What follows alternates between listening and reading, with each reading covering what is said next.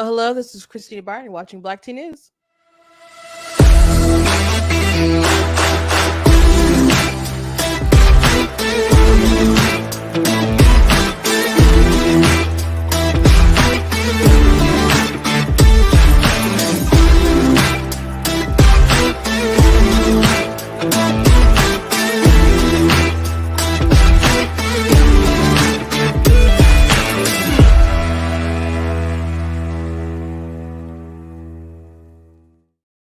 Hello, hello. Welcome to Black Tea News. I'm your host, Christina Barr, and today we're going to be talking about this panic over Florida having a ballot measure about abortion that will basically take it up to viability or 24 weeks, something around there.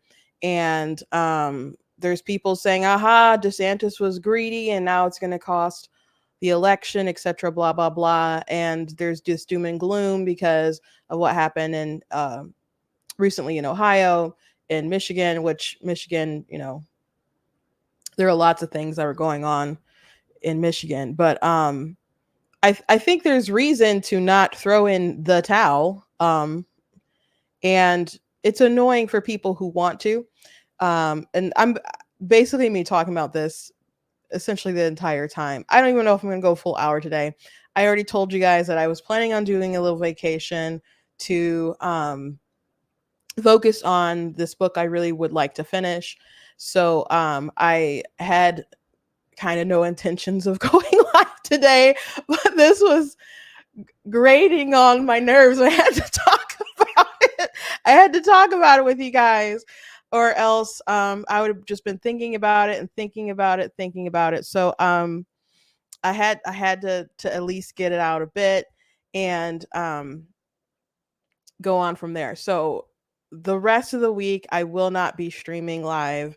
I will be still working on some videos that I plan to get out this week, but they're going to take a lot of editing. So the videos I'm going to do one about the whole Christ is King debate. I already wrote a pretty lengthy article about it, so I encourage you guys to go check that out. Because there's debate on the right about Christ is King. Is it anti-Semitic? Of course it's not. Are there people who are using it in inappropriate ways, in a way that is taking the Lord's name in vain, or people who are probably anti-Semitic using it? Sure, absolutely. And I lay that out in the article, but I'm going to bring a lot of those receipts to a visual form, and so hopefully more people will see it.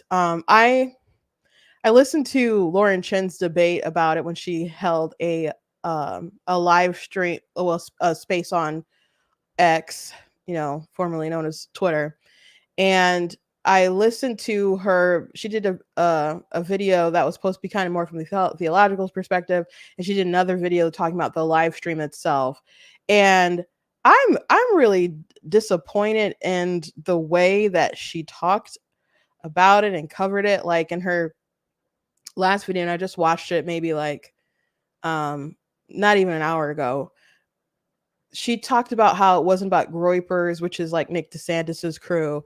And I'm like, okay, maybe for some people who are upset about the phrase, they're not even really associating with Nick and them. But it was on her space where Nick said, if you hear Christ is King in a political setting, yeah, it's probably my guys. And it's not about the reverence, just the reverence of Christ. It's also about Christian dominance, which, I would like if everyone was a Christian, but I don't take the position that if you're not a Christian, then you shouldn't be hired or in any position of power. So there's that.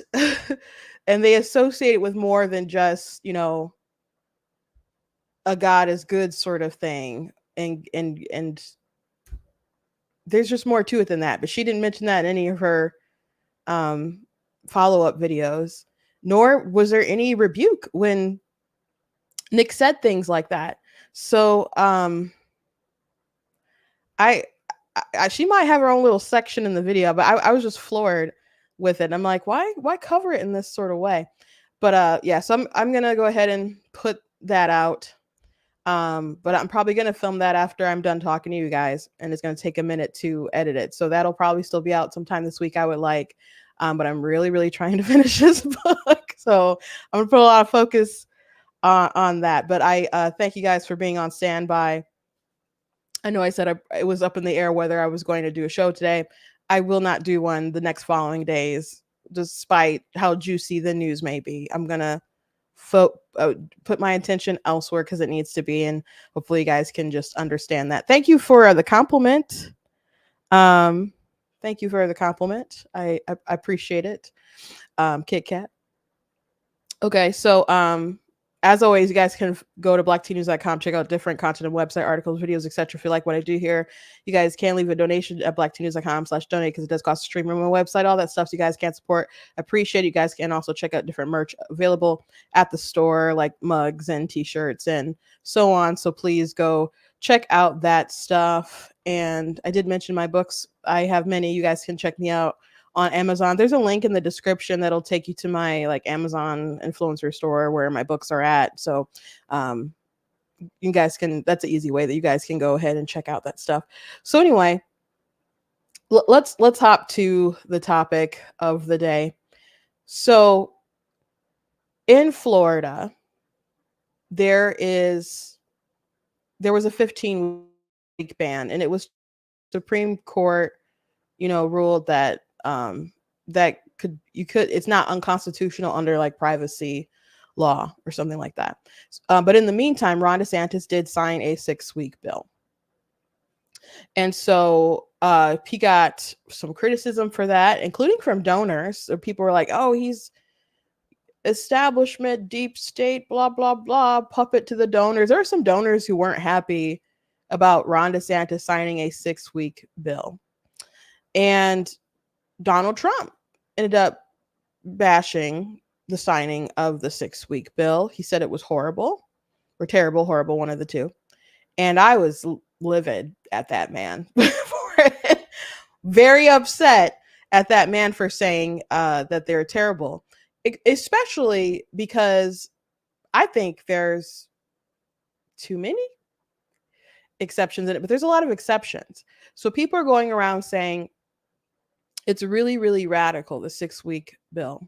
So anyway, since the Supreme Court ruled that the 15-week is fine, then obviously the 6-week will be fine.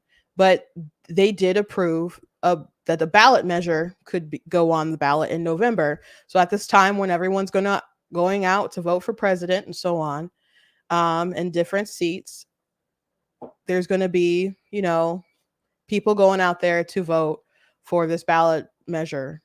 And Democrats are hoping that it's going to drive out Democrats to vote for Biden and will, lead to some victories for Democrats across the state. And we'll see. We'll see. People are pretty passionate about abortion. I don't think even if people did come out in droves to vote for that particular topic, that doesn't mean that they're still going to go ahead and vote for Joe Biden. You're still going to have to do a lot of I don't know, convincing, like, oh, if the Republicans get charged, your rights will be gone, blah, blah, blah. But Donald Trump has already said bad things about the 6-week bill, which to me doesn't make a lot of sense. I know that he wants to distance himself from it. However, he's the guy who killed Roe, and he didn't write the ruling, obviously, but he did select 3 of the justices that sided with the opinion. And he's been very proud of that accomplishment, still vocal about it. And many of his, devotees are very proud of that. But since the midterms, there has been some throwing pro-lifers under the bus for some particular outcomes. And I think it's to draw attention away from the fact that some of his picks weren't so great, if I'm being honest with you, which I've said this many a times. But I do see that it is a very passionate issue for some. And there's a lot of people on the right, I could tell you just from experience in Michigan, even dealing with people trying to donate to the cause or vote a particular way. There's people on the right, Republicans, who don't want to get totally rid of it or believe that there should be some allowances for it or are a lot of exceptions, etc. So it's folks on our own side that we have to debate with, not just folks on the left. Now, Rush Limbaugh, and I've heard also like um folks like Dan Bongino talk about, if you get the life issue wrong, you end up getting everything wrong. Your perspective is out of whack if you can't fight for this issue and understand it.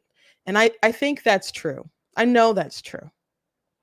I know that's true. I think we're living in a society right now that doesn't understand the value of life, and it shows.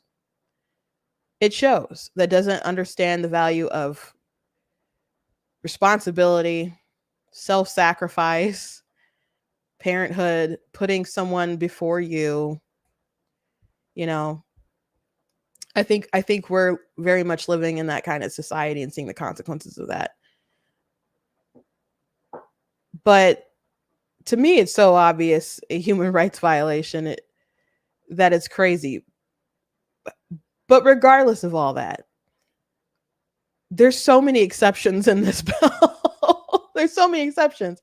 I Under the Desk News, who I've mentioned a couple times recently, who spread a bunch of lies about the next Benedict, child who overdosed, but the story was that far right rhetoric led to 3 teens beating her to death on the bathroom floor. That's how she was originally reporting it. She has 3 million followers.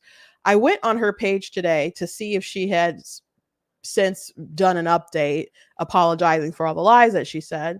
No such thing exists and probably won't exist, but I just decided to go ahead and check. And I saw that yesterday she put out a video, and I think it was yesterday, but she opened it up with, this is an April Fool's joke. So I'm assuming it was yesterday she put it out about the whole Florida, situation. And she said that the 6-week ban in Florida would make it the most strictest out of all the states. And that's not true. How would it be more strict than like Texas, for example, which Texas was very much in the news with their abortion policies because of Kate Cox. If Kate Cox was in the same situation under this 6-week ban in Florida, she likely still could have had the abortion without all the hoopla, because there's exceptions for fatal fetal anomaly.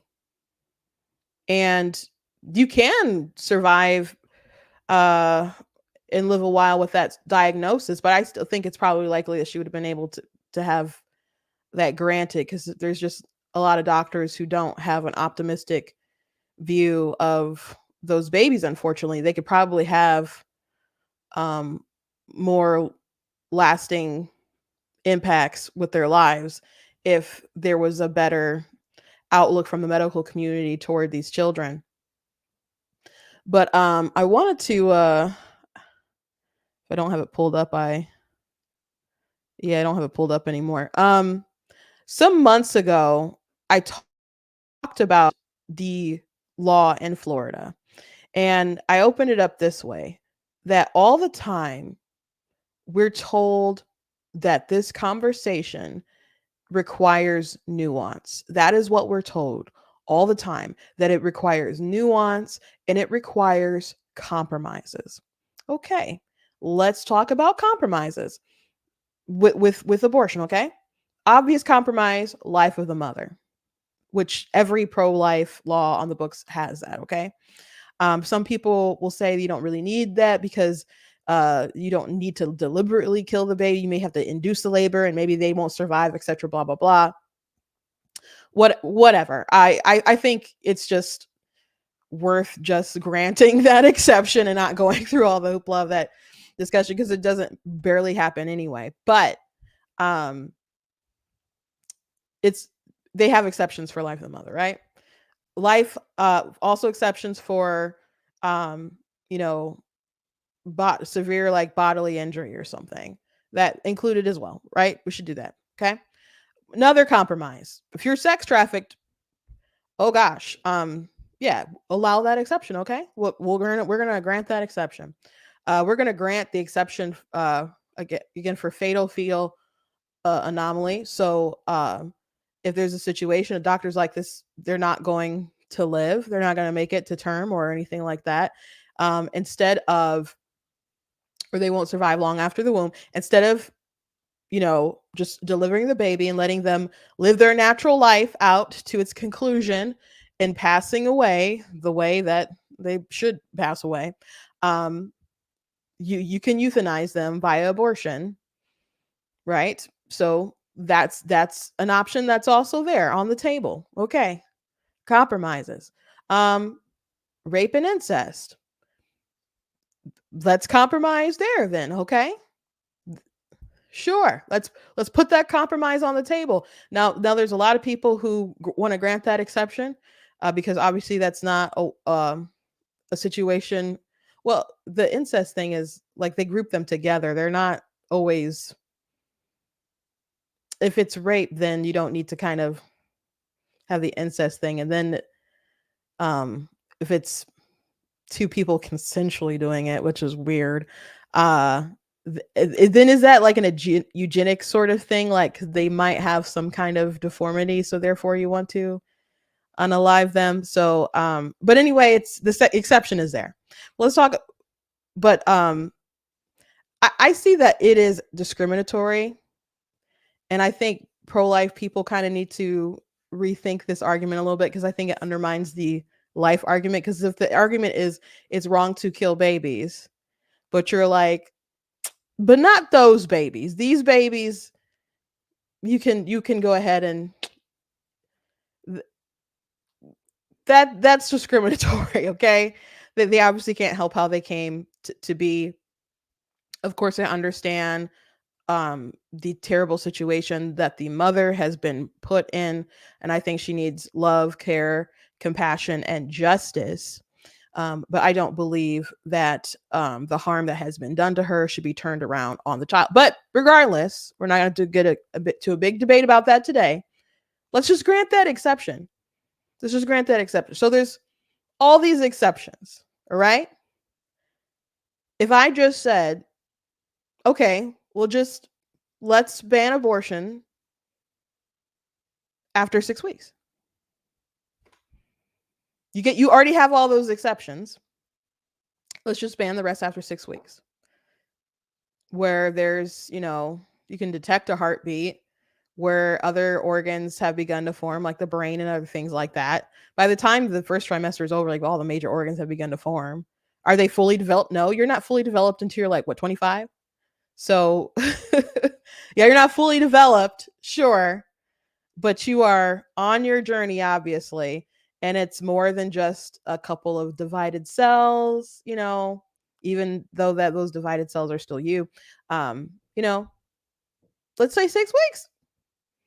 And there were people who were like, oh, all those are really nice compromises, but I think we need to still move it to 15 weeks. And this is when I made a post about it some time ago on YouTube. And we still should move it to 15 weeks, or it still needs to be later. Or I even did a post about this on TikTok today. And some people were like, well, I think we still need to move it to like 8 weeks. I think that's more acceptable because people don't know that they're pregnant, might not know they're pregnant by then. So let's move it to 8. Which, by the way, there's women who abort late, like viable babies, because they didn't know that they were pregnant earlier. So if that's your reason, you can extend that beyond 8 weeks. You could say, well, maybe they should know by then. No, people have, deny they're in denial about their pregnancy. There's some women that they don't have regular periods, or they don't maybe have a period um, for some reason, and then they find out sometime later that they're pregnant. It just, there are reasons why women might not be able to detect it or be aware until later. So if you think it's a good reason for women to be able to have abortions because they didn't know earlier, then what does it matter if you push it 2 weeks later? So to me, that's really, it doesn't make sense. It doesn't make sense. So when people have brought up like, oh, let's do 8 weeks, I'm like, 8 weeks to do what? That's the question. More time to do what? You think they need to have more time to decide to do what? To kill their children. Oh, but it's not their child. Yes, it is. It is absolutely technical. If we're being technical, yes, it is their child. It is their offspring. I am my mother's child. I'm not a child, as a person below the age of maturity or something, but I am my mother's child. Always will be. I am her child. So what, you want to give them an extra 2 weeks to decide whether they're going to kill their child? I know that's not right. So they want more time to electively decide to kill their children. It has all these exceptions. If you go on TikTok or somewhere and you're having a debate and you're like, abortion is wrong, and you might both agree. You might be talking to a pro-choice person and they'll say, well, abortion is wrong. Abortion, I don't like abortion, they'll say. I don't like it, but I still think it should be legal. But I don't think people should use it as birth control. And if you start granting out exceptions or whatever, eventually you'll get to a point where they're just like, well, I just think it should be a woman's choice. Well, what if the choice is, oh gosh, I don't, the birth control failed and I'm pregnant, but I don't want a baby. So it's backup birth control. Whereas, oh, I'm not ready because I can't afford it. That's why people use birth control all the time. It's still backup birth control. Or maybe they weren't using birth control, according to, like, I think it was Guttmacher, like, it's 49, 48, 50%. It's somewhere like halfway mark of people who report to have abortions weren't on any sort of contraception at the time that they were pregnant. So there's like at least half the folks not being too responsible as far as that, but there's still like half the cases where it still happens, right? So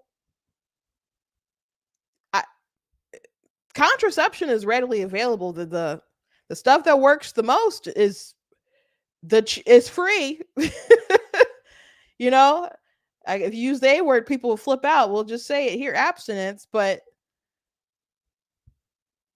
it really is backup birth control. I think if there were going to be compromises on this issue, it doesn't make sense to do them by weeks.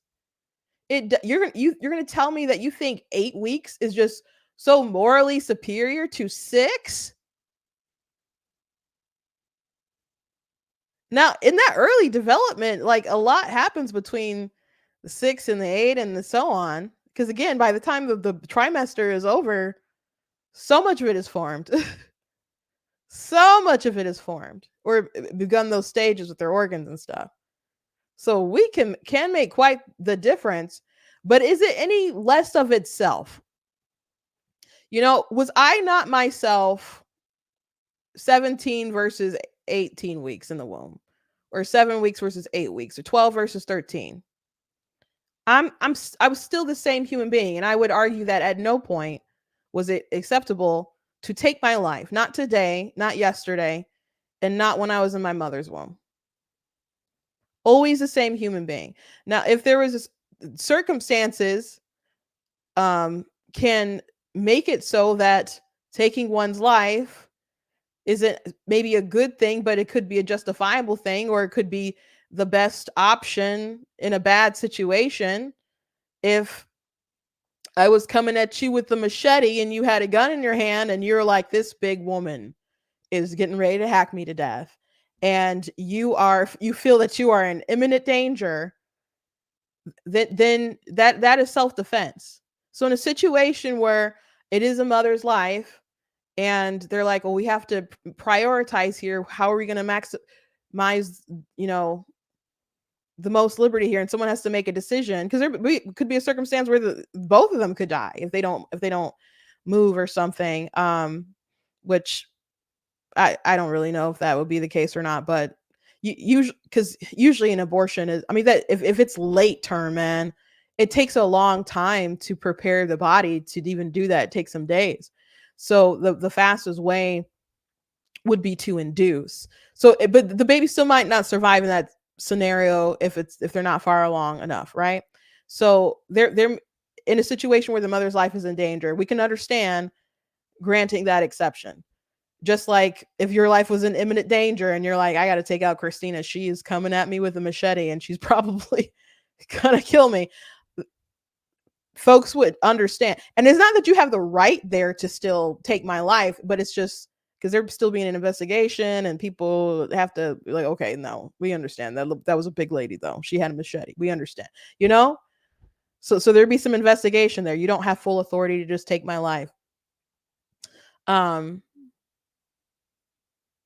There might during September 11th when the planes were in the air, there was an order allegedly given by George W. Bush. Some people think it was Cheney, or that Cheney didn't have the authorization to actually give it, but to shoot down one of the planes because all of a sudden it was basically a huge bomb and they didn't know where it was going to land. Now I believe that was the plane that crashed in a field.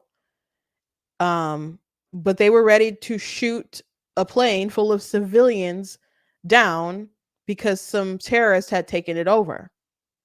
That's a situation where obviously many innocent lives on board, where you make a decision to preserve the most amount of life.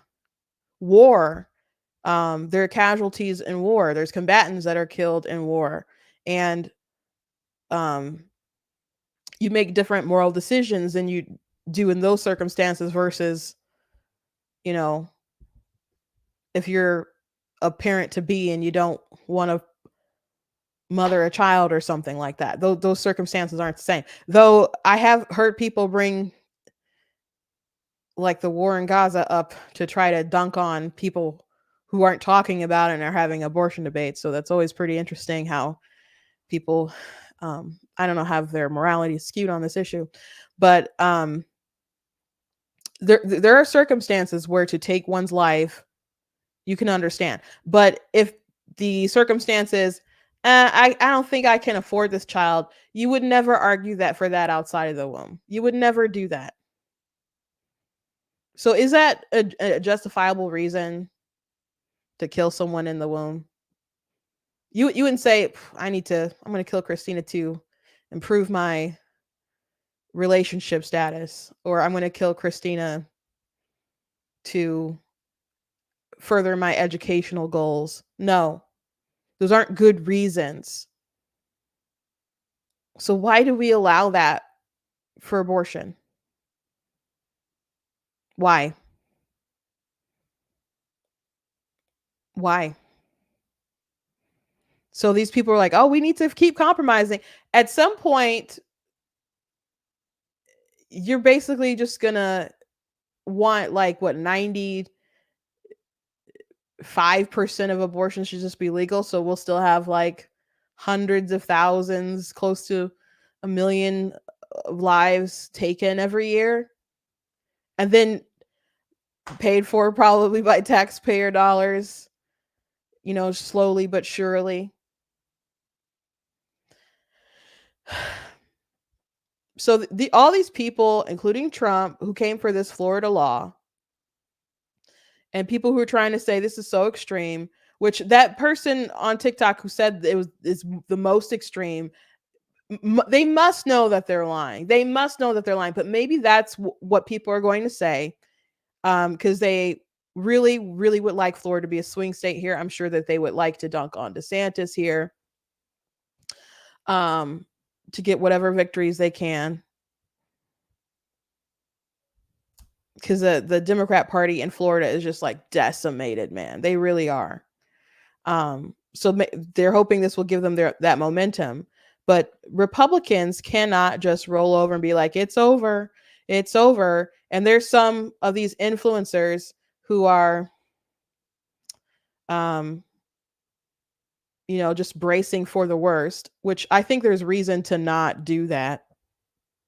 But let me show you some of these influencers. So Jack Posobiec, who is supposed to be very pro-life, he was in the past praising the Texas law, which is more strict than the Florida one. Um, but he attacked Dr. Oz over heartbeat bills a lot. He didn't like Dr. Oz at all. Um, Science says life starts at a heartbeat. And so when Mike Cernovich said, told y'all, now it's on the ballot in November and will turn out massive Democrat numbers, the abortion ban DeSantis signed will be overturned by ballot and cost Republicans dearly. And Jack was like, if only someone had predicted. So people are trying to dunk on DeSantis. There's one post here. I told my sister about this. She was so mad.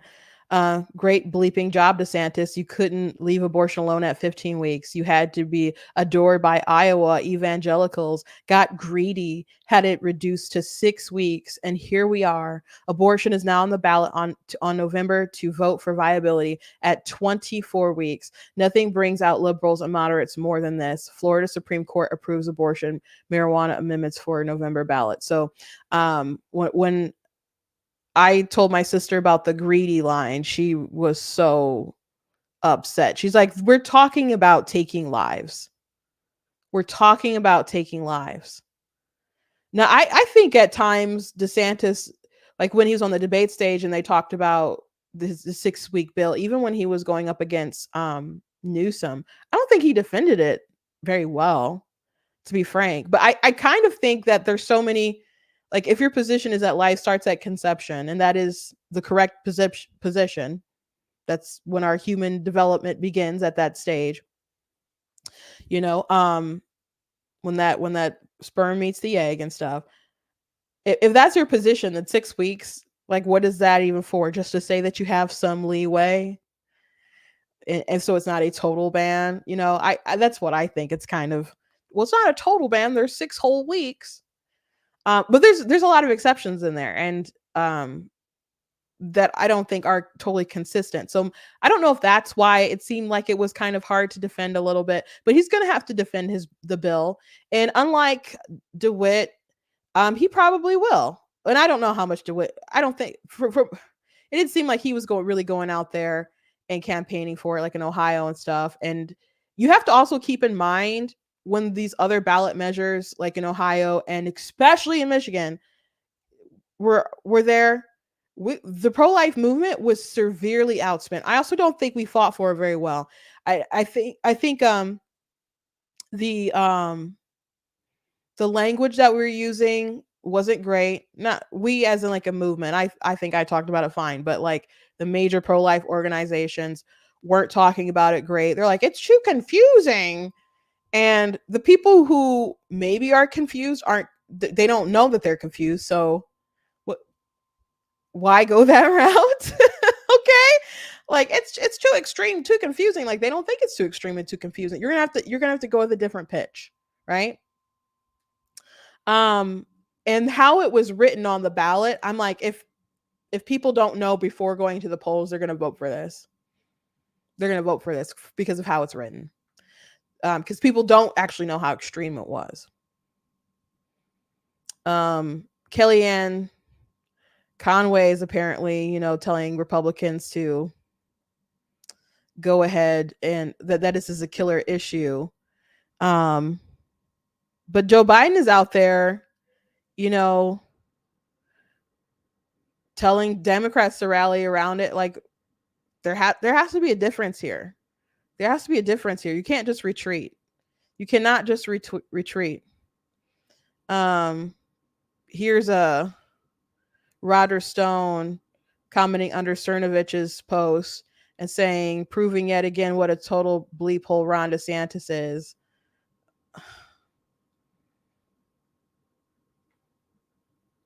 I mean,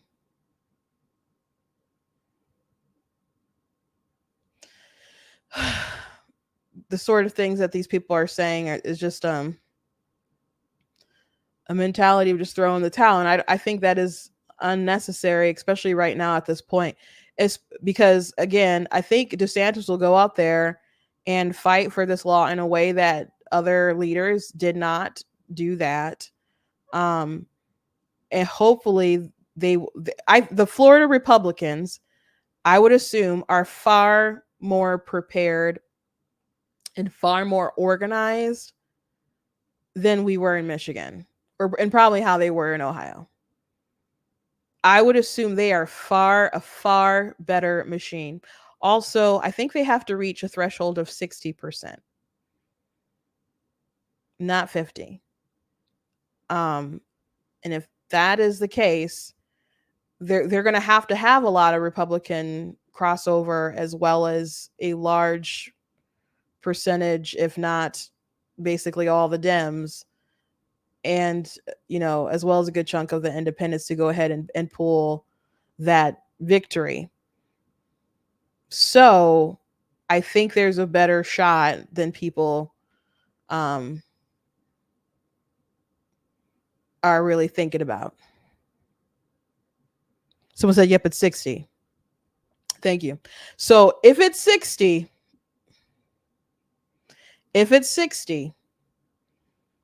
that's a harder threshold to have to get over.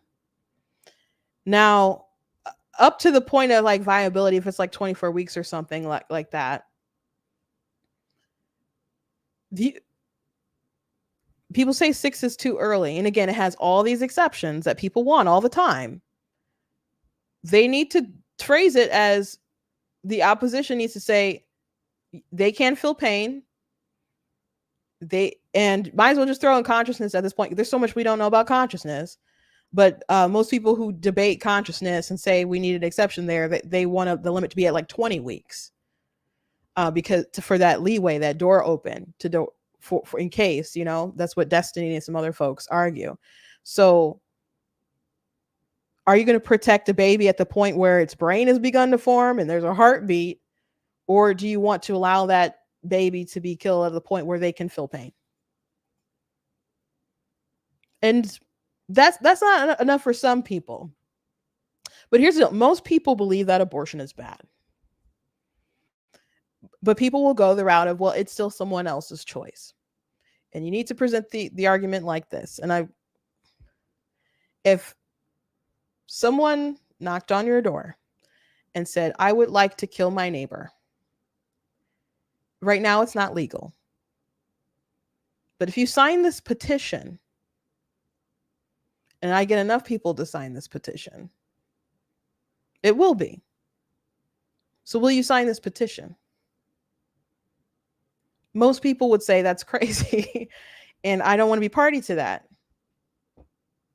What do you think this is if you put your name, if you get your ballot, your special ballot that's designated to you, and you go in there and you support abortion up into viability?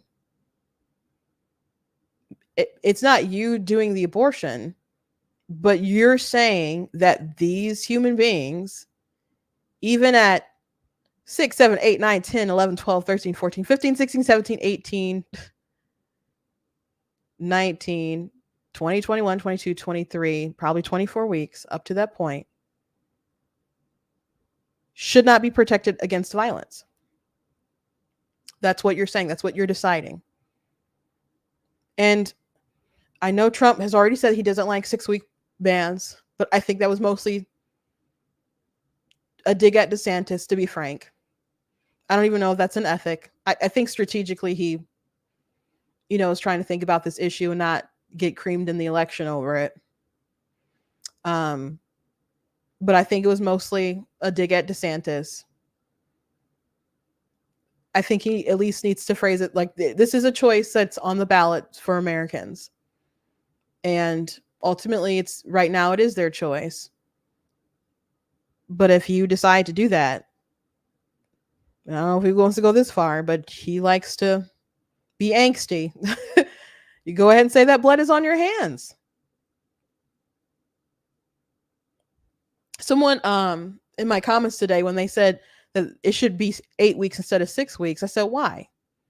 They're like, well, they don't know that they're pregnant, and like, then they need more time. I'm like, more time to do what? Like, to kill their children? And like, this was a right that people had, and it's being taken away from them. What does that make sense to you guys? But just imagine we're in the 1800s and we're having a fierce debate about slavery. I'm, I may or may not be debating. I'm perhaps in a house somewhere, enslaved, but someone's out there, right? In the 1800s, they're having a debate, and they're like, "But this is a right that we've had for so long, and you're taking it away." Does that sound like a good argument? We were allowed to do this bad thing. We should still be allowed to do this bad thing. And it's one thing if it's a bad thing, right? People can argue about uh there's lots of bad things that are legal. Like I would say fornication. For example. I morally I think you should sleep with your spouse, right? Um but I'm not like marching to criminalize it or something like that. Okay? We're talking about taking someone's life. And you can say it's not a life. It very technically is. And if you don't think so, that's just your belief. You guys know how they say don't take your belief to the ballot box? That is a belief that it's not a life.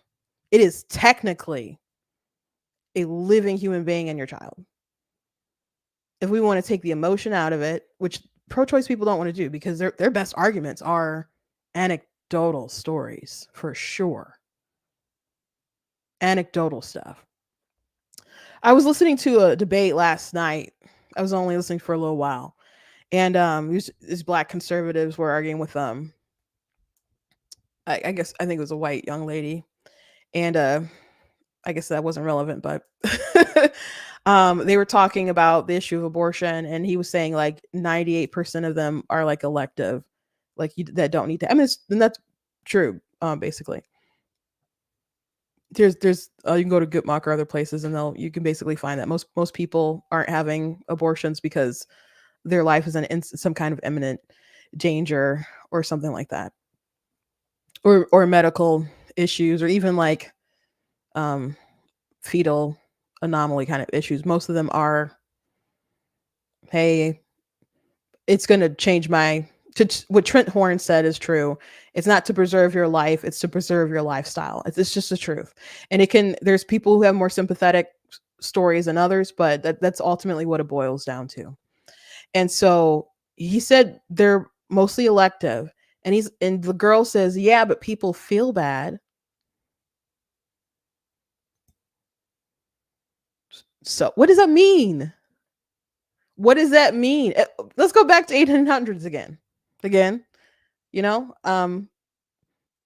if someone said, okay, we need to get rid of slavery, it's wrong that people own slaves. And someone said, yeah, but the slave masters feel bad. Like, what does that mean? What does that mean? You feel bad, so we should just let you do it? Why do you feel bad about it? Why do you feel bad about it? Because we shouldn't allow abortions because it makes women feel bad. That's a pro-life argument. And it's not necessarily a great pro-life argument. Like, women have regret. Women struggle with mental health issues and other things after abortions, and etc. Whatever. Those are claims that pro-life people make, but that's not why abortion should be outlawed. Regardless of whether people feel bad about it or not.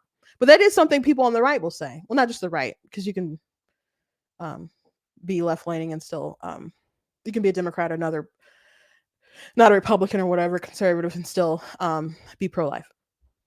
So, but pro-life people will say that it makes women feel bad, so we should protect the women from making this decision that's going to make them feel bad. But why do you feel bad? Why do you feel bad? That basketball player that paid his girlfriend his ex-girlfriend like $100,000 to abort his baby. She told him that she didn't like abortion and she didn't want to do it because she had already had one before.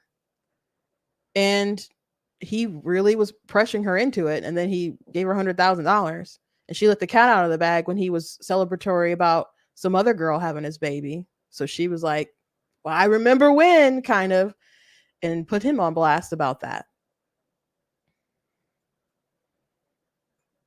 But why? So just she knew it was the wrong thing to do. She knew that she felt bad. She still took the money and she did it though. So it doesn't make it right just because people are conflicted. If I felt conflicted about robbing you blind, it doesn't make it okay if I go ahead and do it anyway. The point is that I've wronged that person and they should get their stuff back, and I should face I should face justice, or there should be some kind of justice.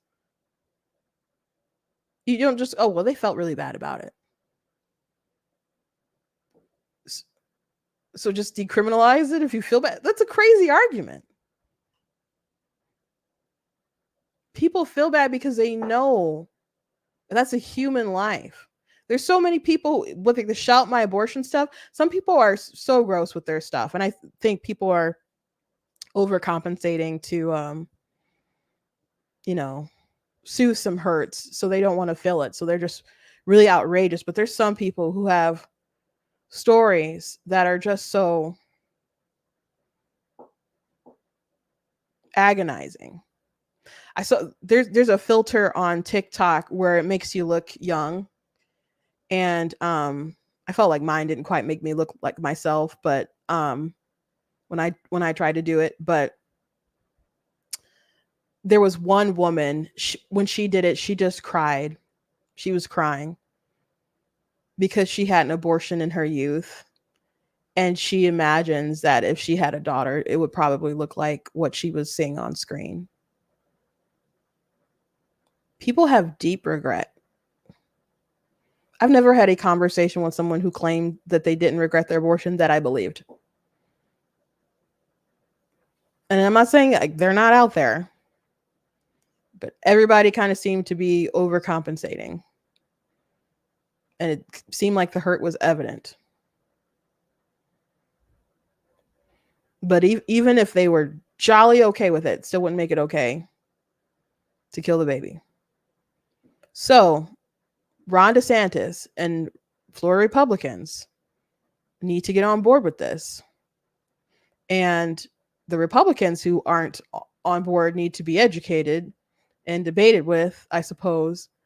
And they need to hold their ground, and they need to mobilize, and they are going to have to fundraise because there's so much. I can imagine how much money is probably going to dump into Florida over this issue. But it would be a very good thing if they could overcome in November. And if they don't, it's still worth fighting for afterwards. But it would be amazing if they could overcome this. Amazing. I listened to Ben Shapiro's show today because I was curious if he was going to talk about this. He talked about the tail end of a show. And he mentioned that one way or another, he didn't like condemn the crazy takes or whatever. And he didn't seem to really give a big one of his own, but he said this will show whether it's good to do things incrementally or if you can do the big jumps, because like basically they had a pretty radical position, and then and now you're going to be jumping to like the 6 weeks post the Dobbs decision and stuff. And he's like, is it better to have a 12 week and then to move it to a 10 week and move it to an 8 week and move it to a 6 week, etc. And I don't think, regardless of whatever happens in November, I don't think that's the takeaway we should have at all. And I don't think that's the approach that we should have at all. Reason being is because if you're saying, well, 12 won't work right now, so let's do 15, and then we'll eventually get to 12. Everybody is aware of the fact that you're lying. Everyone is aware of the fact that you are lying. When you say, we just want a 15-week ban, you're a liar.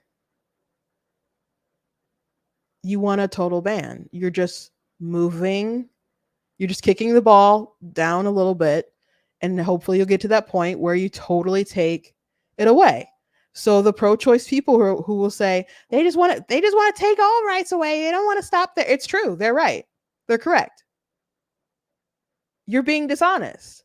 I don't think that we should be dishonest with this issue.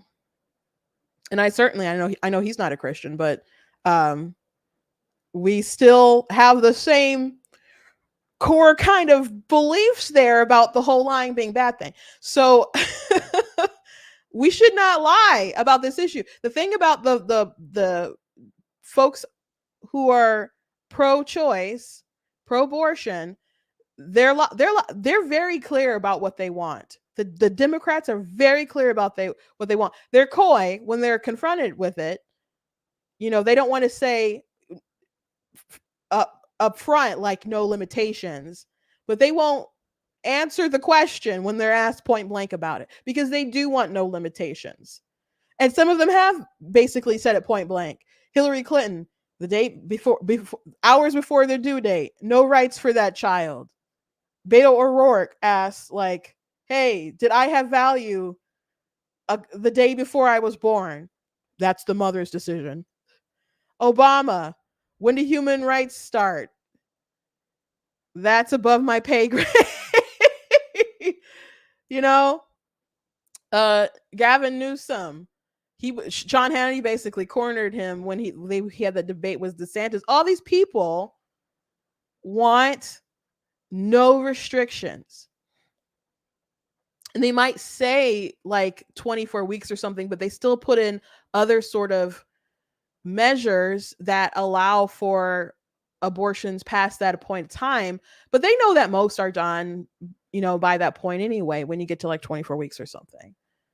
So, but even still, they want it available after that point, regardless. And in some places, you can get it for no reason further along than that. You can go to Colorado. It's been that way for a while. And then they're still passing out the pills.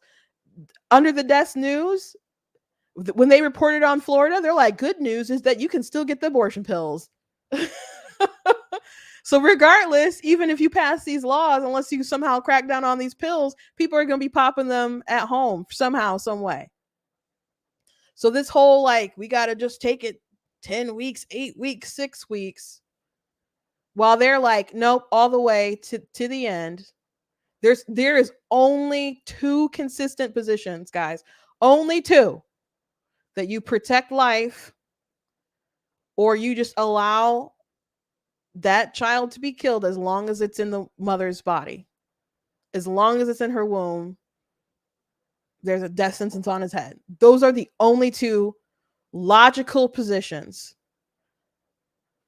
And people say those are extreme. Those are the only two logical positions. Viability doesn't make any sense. Viability makes no sense. No sense. Are you saying that they should push him out that point? No, that's not what people think when they hear viability. They're just like, oh, well, it could survive outside the womb. But it's not outside the womb. It's still in the mother. It's not outside of her. Well, they had plenty of time to decide. What if circumstances were all good until week 25? And whatever reason that you think is acceptable for someone to abort a baby at 15 weeks comes to light at week 25.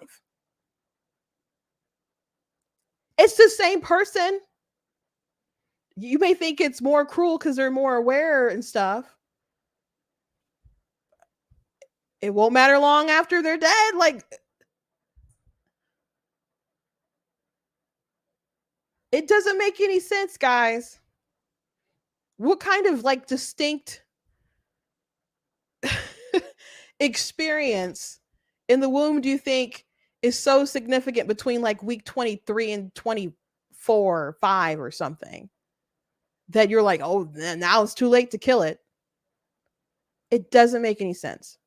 The only compromises that would make any sense is limiting it based on reasons, not the gestation, the reasons.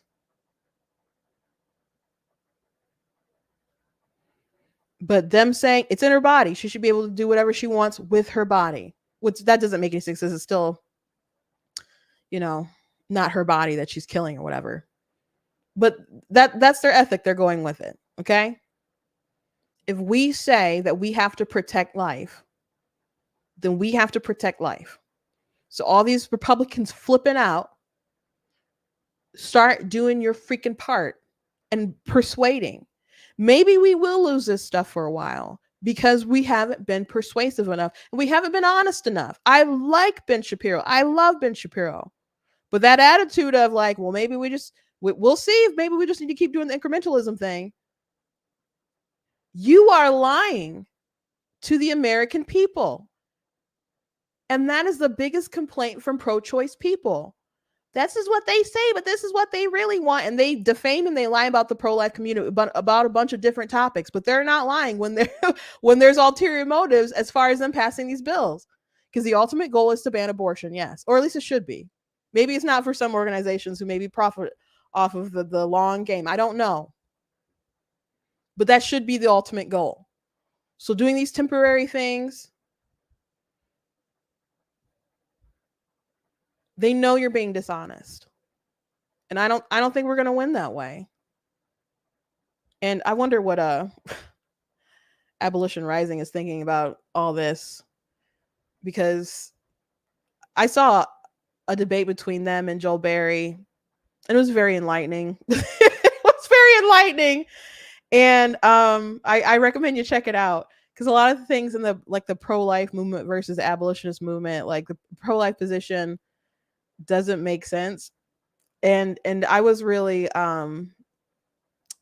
amazed when he talked about how William Wilberforce did not like incrementalists when it came to like the issue of slavery, because incrementalists would be like, he'd be like, we need to ban slavery, and they'd be like, okay, how about we give more space to the slaves on the ship?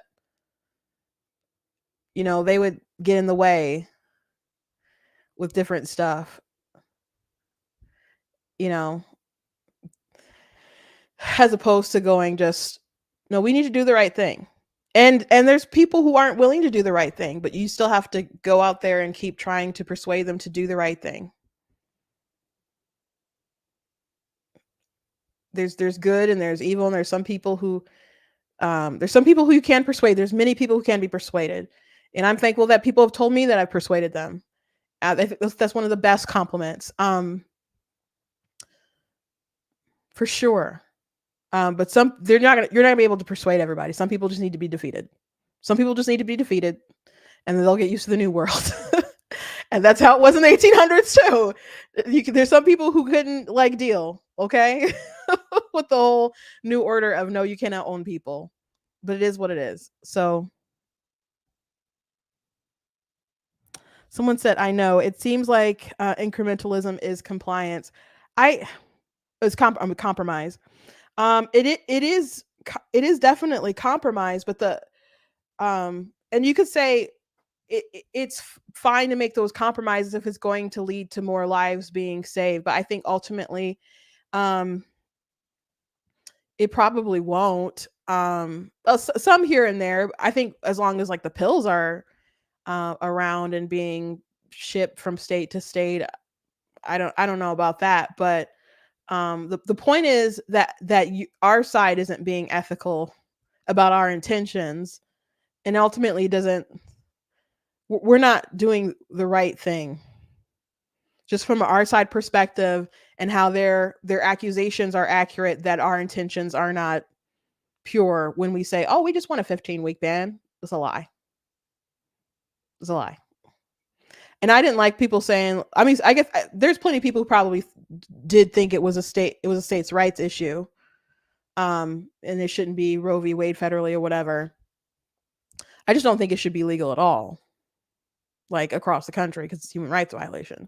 So I might have said states' rights a time or two. I don't know, but that wasn't. Maybe that was in a time of I don't know, repeating things in a naive kind of way. But I don't think I've ever said, at least on this platform, is a states' rights thing, and that being my opinion. My opinion is that it's wrong to kill human beings just because you can, and just because they need their mothers. So if Trump decides to be disruptive about this issue in a negative toward this issue and blow the ballot, the blow the effort to defeat the measure. Um, I would be so livid.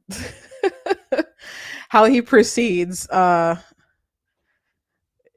will determine how much effort I want to put into him being president again, to be frank. And um, the border issue and other reasons are enough for Joe Biden to frankly not be the president and to vote against him.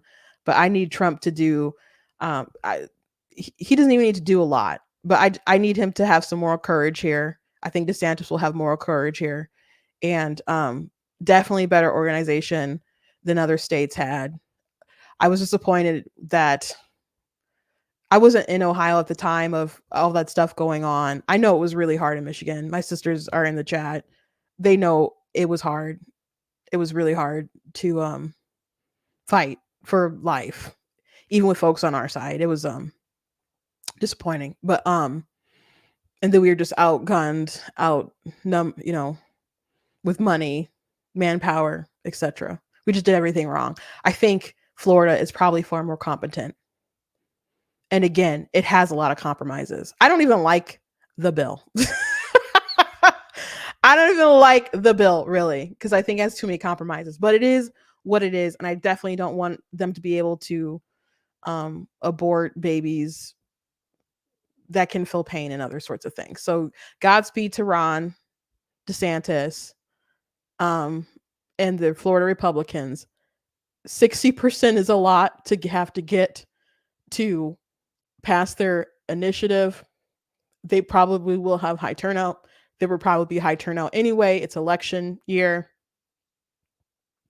Just do the right thing and fight for the right thing. That's all I ask Republicans right now, to do the right thing.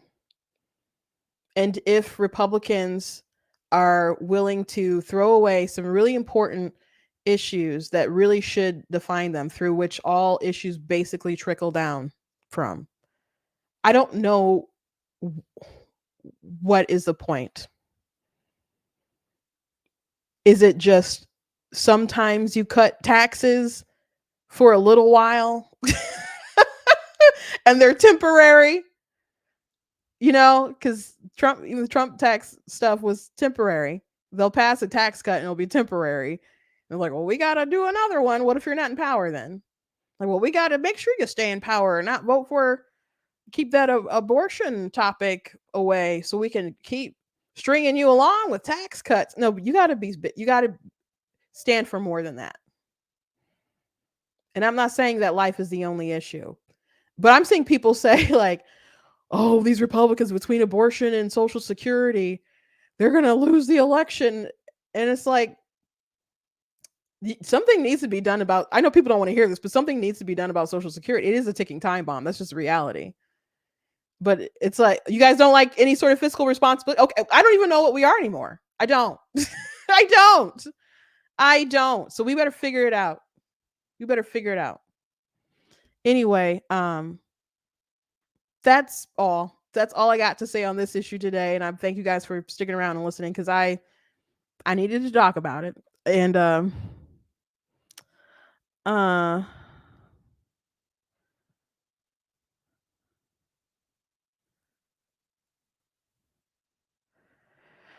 just looking at some of your comments, guys. Anyway, go to the website, check out different content on my website, articles, videos, etc. If you like what I do here, please consider leaving a donation on the website. I have plenty of pro-life articles that are out that I think are good for like persuasion and other stuff. I have my book, of course, God is Blatant Against Abortion. That's good for persuasion. It kills me how many Christians will say like, well, we need to just keep it legal because God gave us free will. And I'm like, people rape it with their free will too. I don't understand this argument. They're like, oh no, rape shouldn't be legal. Like, why can't just think.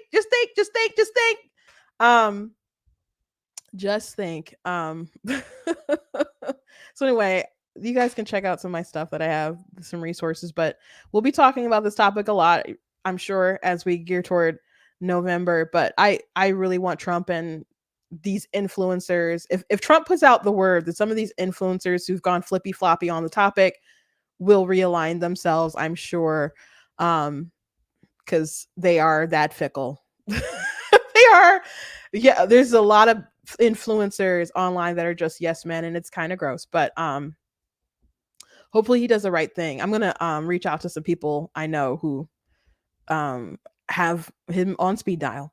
So to talk about this issue because it is important and it's a big deal. And if people are looking at the results of Florida to see how they're going to proceed with the pro-life movement in general, um, it seems like it's a very necessary win.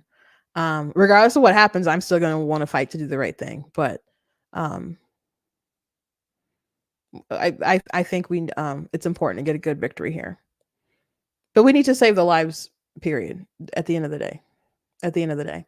Thank you guys.